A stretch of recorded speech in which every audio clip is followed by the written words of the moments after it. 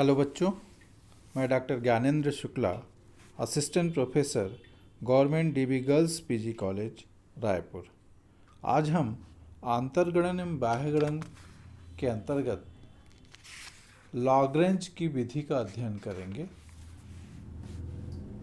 लॉग्रेंज की रीति: अगर x चल मूल्य समान वर्गांतरों पर स्थित ना हो तो अब तक वर्णित सूत्रों का प्रयोग नहीं हो सकता।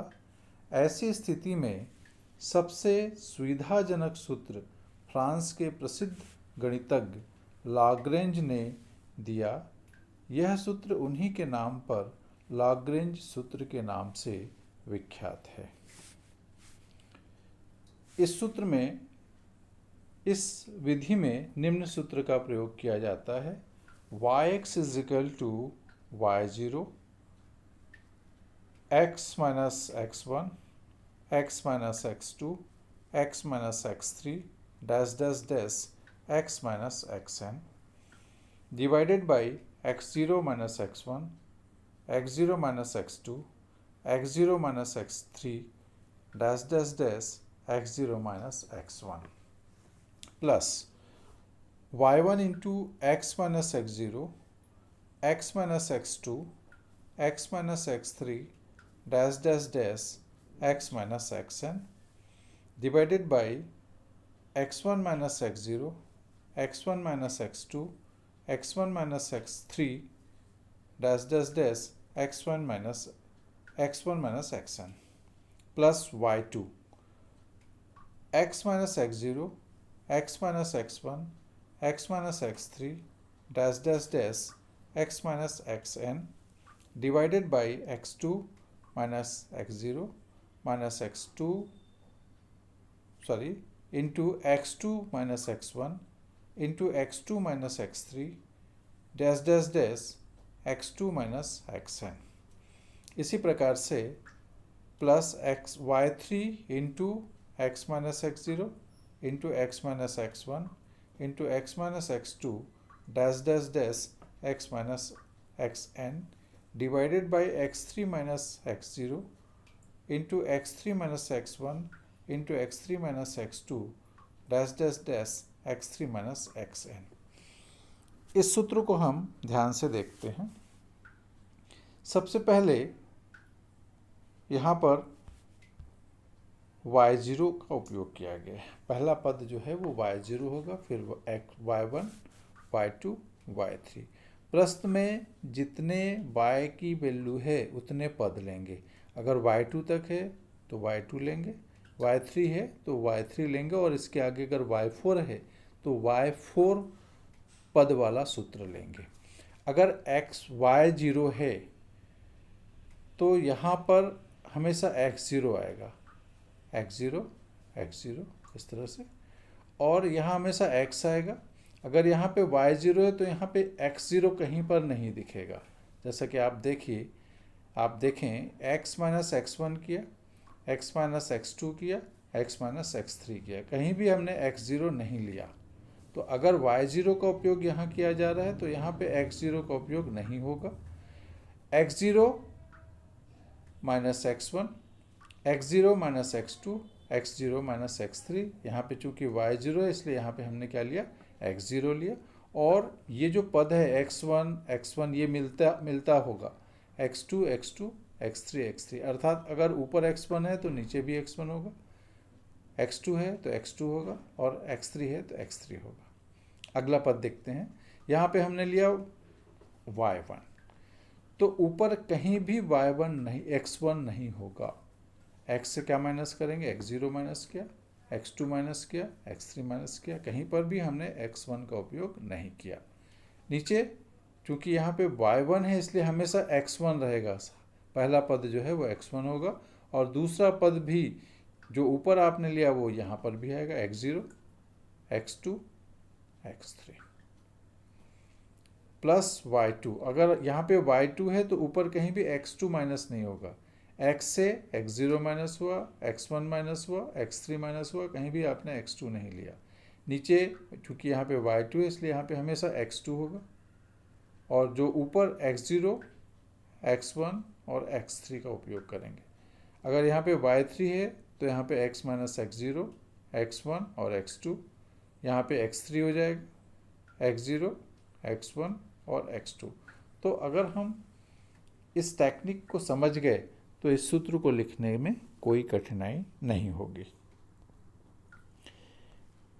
यहाँ yx आंतर गणना की जाने वाले y के मान के लिए प्रयुक्त किया गया है और x वह माप है जिसके लिए y का मूल्य ज्ञात करना है।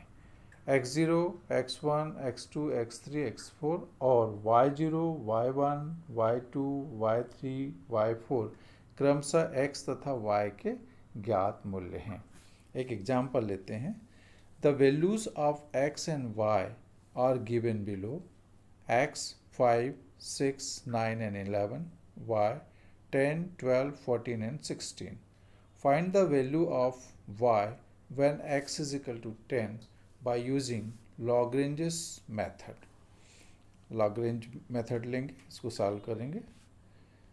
सॉल्व करने के लिए हमने x की वैल्यू 5, 6, 9 एंड 11 इसको क्रमशः x0, x1, x2 और x3 लिया। y की value 10, 12, 14 and 16, y0, y1, y2 and y3 लिया। We are to find out the value of y when x is equal to 10.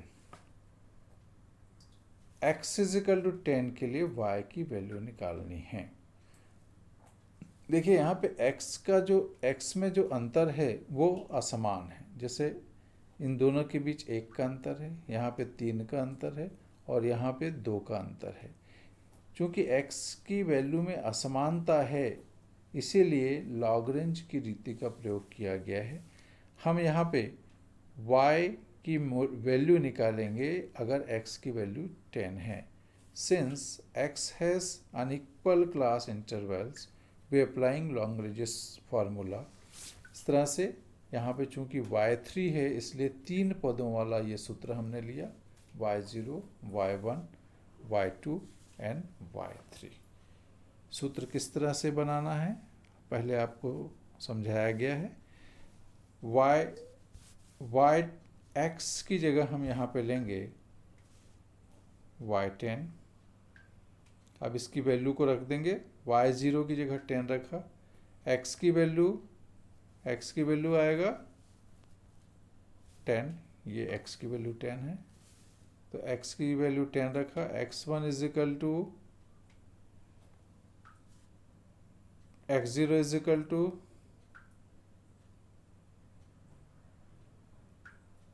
x की value 10 minus x1 is equal to 6, 10 minus 9, 10 minus 11 divided by 5 minus 6, 5 minus 9, 5 minus 11 plus y1 is equal to 12, 10 minus 5, 10 minus 9, 10 minus 11 divided by 6 minus 5, 6 minus 9, 6 minus 11। तो इस तरह से x1, x2, x3, x0, x2, x3 की value को यहाँ पे रखा गया।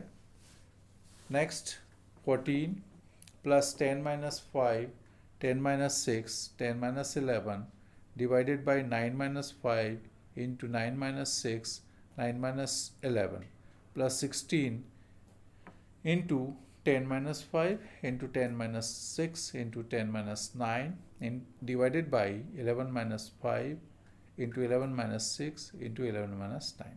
तो इस तरह से इस सूत्र में सारे ज्ञात मूल्यों को हमने रख दिया और रखने के बाद प्लस माइनस और मल्टीप्लाई किया और करने के बाद जो रिजल्ट आया वो है 14.67। तो इस प्रश्न को सॉल्व करना बहुत आसान है, केवल सूत्र को हमको ध्यान से लिखना होगा और सारे ज्ञात मूल्यों को रखने के बाद अज्ञात मूल्य को हम आसानी से निकाल सकते हैं। एक दूसरा एग्जाम्पल लेते हैं। Determine the percentage number for criminals under 35 years. 35 वर्ष से कम आयु के अपराधियों का प्रतिशत निकालना है। एज दिया है 0 to 25, 25 to 30, 30 to 40 and 40 to 50। Percentage of criminals हैं 52, 15.3, 16.5 एंड 10.3। इसको सॉल्व करते हैं। यहाँ वर्गांतर असमान है। पहले 0 to 25 दिया, 25 का डिफरेंस हो गया, यहाँ 5 का डिफरेंस है, यहाँ पे 10 का डिफरेंस है, यहाँ भी 10। अतः लॉगरेंज रीति का प्रयोग करना होगा। आवृत्ति बंटन को पहले संचयी आवृत्ति बंटन में परिवर्तित करना पड़ेगा। यहाँ पे क्युमुलेटिव फ्रीक्वेंसी निकालनी होगी। एज को हमने x0, x1, x2 और x3 ले लिया। y क्युमुलेटिव फ्रीक्वेंसी निकाला, y0, y1, y2 and y3। x is equal to 35 है, जिसके लिए अपराधियों का प्रतिशत ज्ञात करना है। लॉगरेंज के सूत्र में पद मूल्यों का प्रतिस्थापन करने पर ये लॉगरेंज का फॉर्मूला लिया, जिसमें जितने भी ज्ञात पद हैं उसको हमने रख दिया। इस तरह से सारे ज्ञात मूल्यों को रख दिया। ज्ञात मूल्यों को रखने के बाद देखिए, जैसा कि इसमें सूत्र में हमने उपयोग किया है, y0 is equal to 52.0, y1 is equal to 67.3, y3 is equal to 84.1 and y2 is equal to 84.1 and y3 is equal to 94.4। और साथ ही x, x1, x2, x3 की वैल्यू को यहाँ पे रखा। और इस तरह से रखने के बाद प्लस माइनस करने के बाद जो रिजल्ट आया वो है 77.405। इस प्रकार 35 वर्ष से नीचे आयु वाले अपराधियों का अनुमानित प्रतिशत 77.405 या 77.4 होगा। धन्यवाद।